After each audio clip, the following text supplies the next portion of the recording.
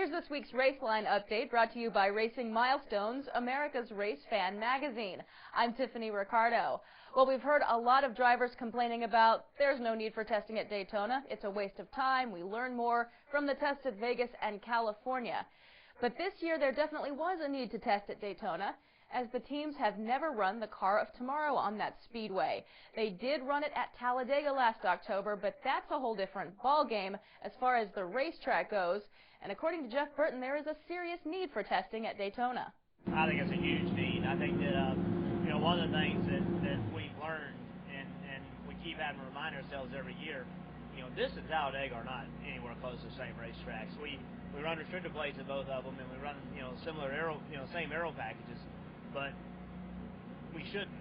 The racetracks are completely different. The handling package is completely different.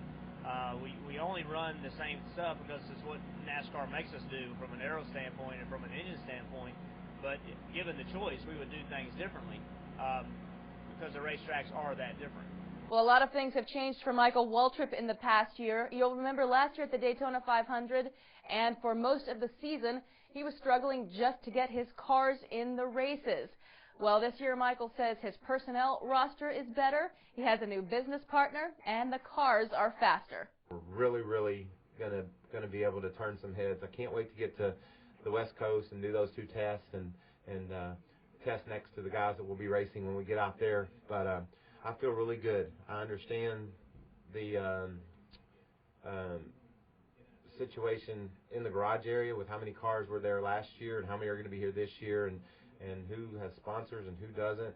And if you look at it realistically, I think out of the first 11 races, 10 races I missed more than half of them by one car. And there's for sure going to be one less car.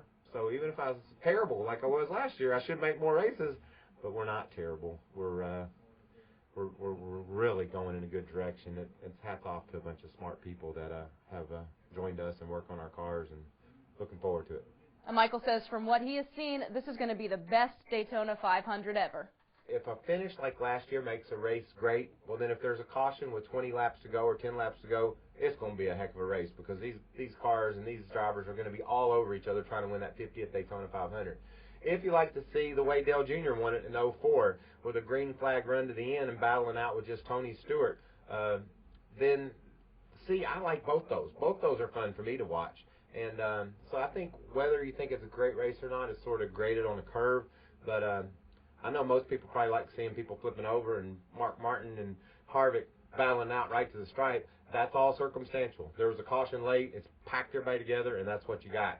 So I just know it's going to be fun because the cars drive differently and they draft well, and that's all you ask for. The annual media tour has wrapped up in the Charlotte, North Carolina area. Next up, testing at Las Vegas on January 31st and February 1st. And then California Speedway will hold a test. After that, teams will pack up, go to the Sunshine State for Speed Weeks at Daytona. This Raceline update brought to you by Racing Milestones, America's Race Fan Magazine. Watch Raceline on stations across the U.S. or online at racelineonline.com. I'm Tiffany Ricardo.